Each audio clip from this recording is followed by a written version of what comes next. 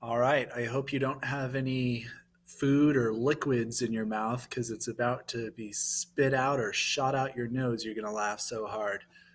What did the yogi say to his dog? Namaste.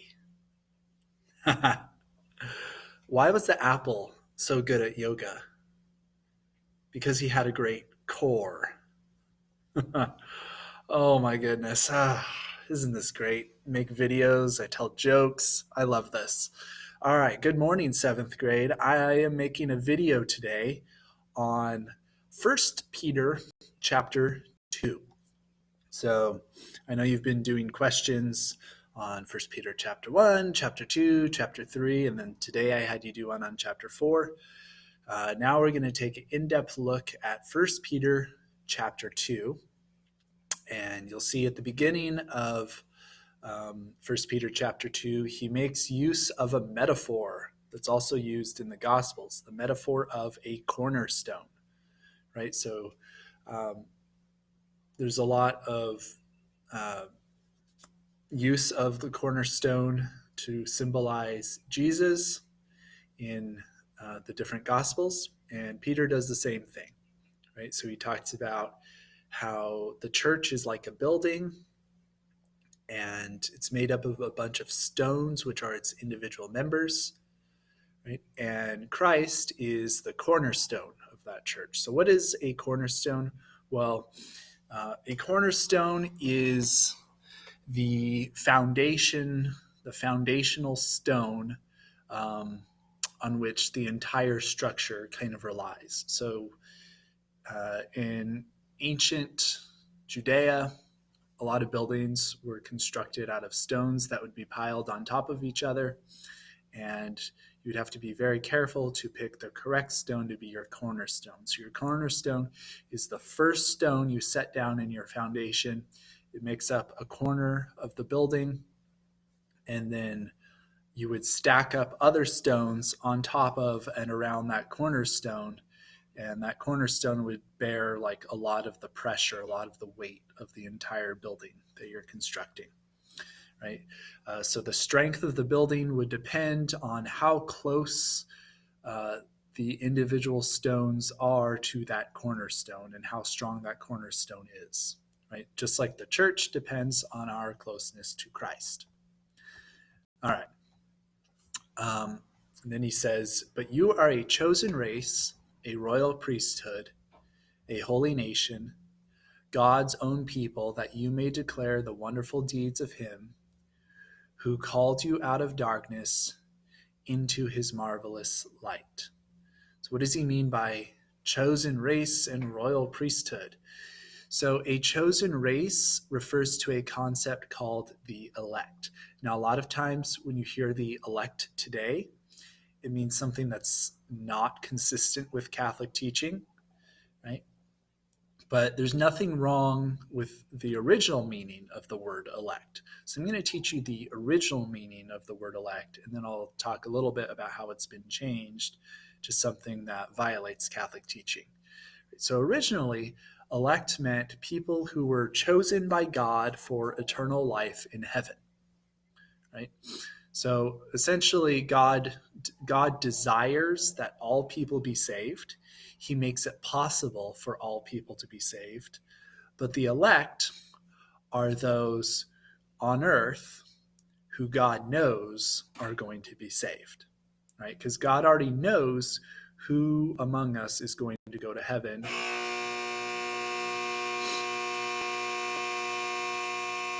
and who will not, right? God already knows this, right? Now, um, in some Protestant denominations, elect means something a little bit different. And this is a problematic definition that violates Catholic teaching. So some Protestants believe that the elect are a very small group of people who are chosen to be saved, and that everyone else is not part of the elect, and that there is nothing they can do to be saved, right? So, um, in this false idea of what it means to be elect, being elect has nothing to do with your individual willpower. It doesn't have anything to do with how you live your life, right? If you are elect, that means God chose you to go to heaven from before you were ever born, and nothing you do can change that. And if you're not elect, nothing you can live a very holy life, but you're still not going to heaven, right? This is a very extreme definition of the definition of elect. The church rejects it because it doesn't make space for free will. So, in the correct version of understanding what the elect is, you have to understand that just because God knows who is going to be in heaven and who's going to be in hell, right? That does not mean that God causes them to be in heaven or to be in hell. So, the fact that you know the future does not mean that you cause the future. Remember, God exists outside of time, right? So, he experiences past, present, and future all at the same time. That's how he knows who is going to be in heaven and hell, but he doesn't actually cause this, right? So I came up with like a really rough analogy to try to understand this. Imagine you're like reading a book or watching a movie, right? And you know how the movie is going to end, or you know how the story is going to end, right?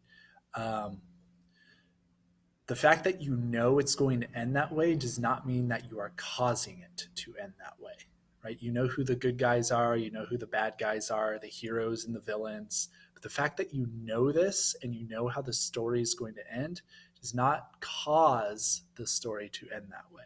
So that's a really kind of rough way to understand what we mean by elect.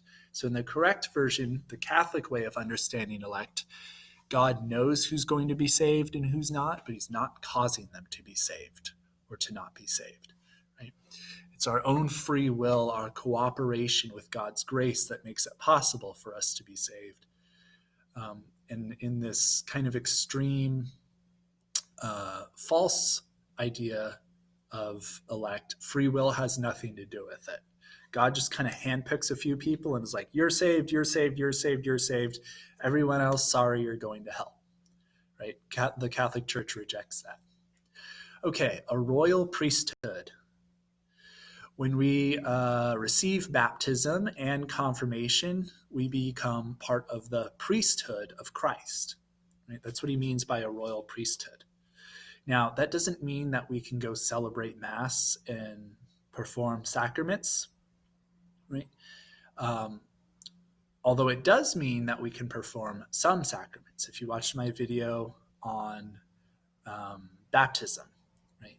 So if you are baptized, you actually do have the power to be part of this royal priesthood. And I think I made a mistake in the previous video. I said that, well, actually, I'm not going to bring that up because I don't even know if I made that mistake. But essentially, if you receive baptism and confirmation, you become part of the priesthood of Christ, right? You're not ordained, right? You don't have the power to celebrate Mass, but you are empowered to make certain kinds of spiritual sacrifices and to participate in divine worship by offering sacrifices during Mass as part of the laity, right, along with the priest. So when the priest makes the Eucharistic sacrifice in persona Christi, in the person of Christ, because you are part of the royal priesthood, that means you too are also able to make spiritual sacrifices along with the priest during Mass. So that's what Peter means by a chosen race and a royal priesthood. All right, he says, abstain from passions of the flesh that wage war against your soul. Maintain good conduct among the Gentiles, so that in case they speak against you as wrongdoers, they may see your good deeds and glorify God. So this passage is relatively easy to understand. What Peter is saying is Christians need to lead exemplary lives, right? Because you are serving as beacons of light in a world of darkness, right? People are going to look to you as an example of what a Christian is. Right? And most people at this time are not Christians. Christianity is brand new. It's not very attractive to people because Christians are being persecuted. So Pagans are like, why would I want to be a Christian? Christians get persecuted. They're poor, right? Sometimes they're imprisoned. So Peter is saying that the reason or the way that we can attract people to the Christian faith is to lead by example, right? So this means abstain from passions of the flesh that wage war against your soul. So resist the temptations of concupiscence, the temptations of original sin that will cause us to commit grave sins. Right? Maintain good conduct among the Gentiles. So behave especially well when Gentiles are watching you and pagans are watching you.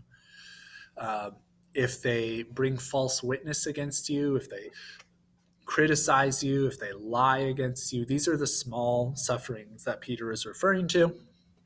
Behave in a dignified way, and you can use your behavior to convert those who abuse you by remaining steadfast in your faith.